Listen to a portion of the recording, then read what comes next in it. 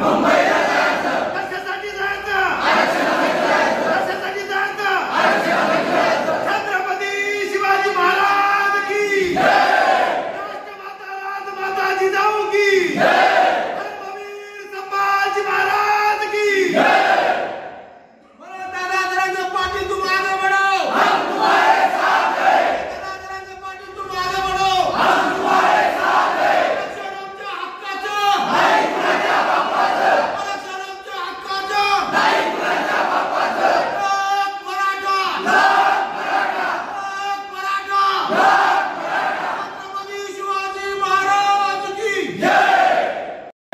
आत्मेची लढाई या लढाईमध्ये जर आपलं लेकरू हारलं तरी आपल्या लेकराचं भविष्य हारलं हे लक्षात ठेवा. येणारी पिढी आपली हारली.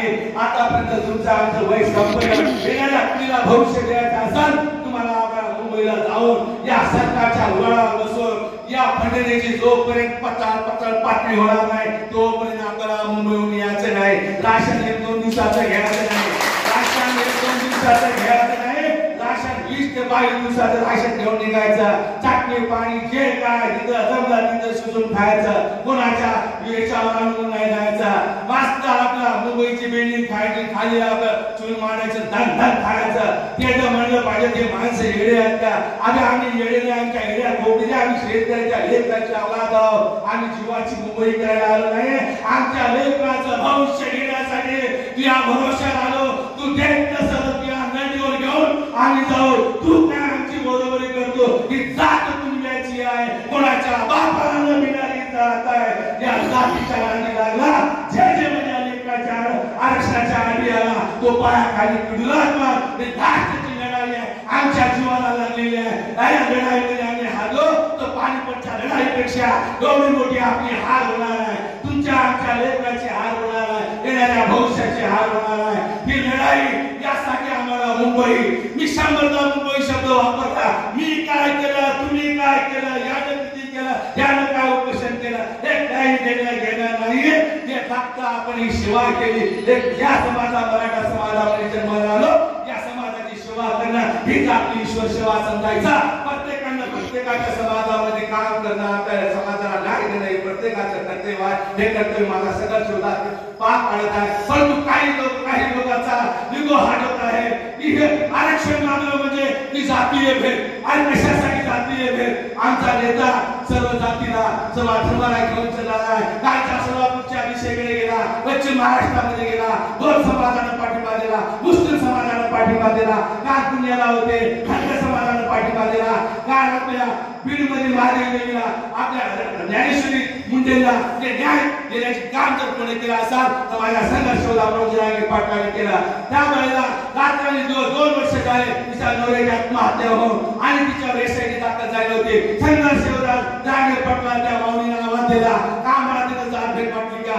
त्या भेटीची ओबीसीची होती. मुंडे म्हणजे तुम्हाला माहित आहे बीड म्हणल्यानंतर त्या ज्ञानेश्वरी मुंडेला जरांगे पाटलाला आवाज दिला. दादा तुम्ही मला आवश्यकता आहे. आमचा भाग काही दिवसाच्या काही घंट्याच्या अंतरावर पोहोचला. त्या बहिणीला माझी बहीण समजून डोसक्यावर हात ठेवला आणि तिचे एका दिवसामध्ये एसआयटी नावाची चौकशी केली. आज तुम्हाला सांगा आम्ही जाती भेदामध्ये कोणाचा कोणा गेलो. अहो तुम्हाला जो ओबीसी मध्ये आरक्षण भेटलं तुम्ही इतक्या जाती ओबीसी मध्ये घातल्या. त्या मराठा समाज आहे. माझ्या गजानन महाराज माझे छत्रपती शिवाजी राजा वरी सूर्यचंद्र ताऱ्या तुम्ही जातानी ओबीसी मध्ये जातानी माझा समाज तुमच्या जातीला आला का? तुम्ही सांगा. मग आमचा समाज ओबीसी मध्ये जातो तर आमच्या आले तुम्ही काय येता का? आमच्या लेकराच्या नदीवर पाडण्याचा प्रयत्न करता. आता आम्ही सहन करणार नाही. कारण की आमच्या लेकराचा जीवचं नाव आमचे लेकर चांगले पर्सेंटेज घ्यायले 95% घ्यायले. परंतु आमचं लेकर कोणी नोकरीला लागत नाही. कोठेही आमचं लेकर कोणी शासकीय सेवेमध्ये लागत नाही. कोठेही आमच्या लेकराची फी कमी केली जात नाही. कोठेही आमच्या लेकराला शासकीय हॉस्टेल भेटत नाही. कोणतेही आमच्या लेकराला कोणती फी वापस येत नाही. स्कॉलरशिप वापस येत नाही. आमचं लेकर रात्र दिवस मान्य दिलेल्या चटणी संघ मान्य दिलेल्या लोणच्या संघ मान्य दिलेल्या आंब्याच्या लोणच्या संघ भरणे मी लोणचे घेते. संध्याकाळी आपल्या हॉस्टेलला बसून असो किंवा रूमवर बसून असो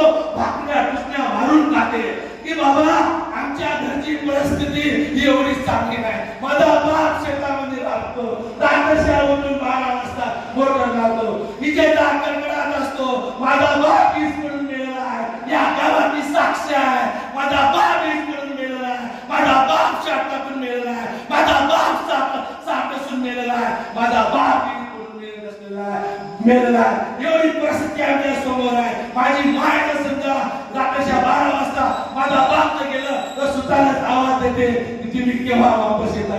माझा बाप उत्तर देते लाईन येईल तेव्हा येईल. परंतु आवाज मोडायला येत नाही कारण लेकरू मतामध्ये अभ्यास केलेला असते.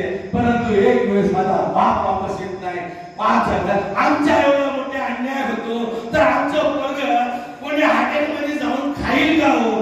ती बाई म्हणते सुशीलाबाई माळवणे म्हणतात की हे कुंभ्याच्या पोरांनो कलेक्टर होता कलेक्टर होता काय माय तू वय किती कशाला आम्हाला हिंडतो तू.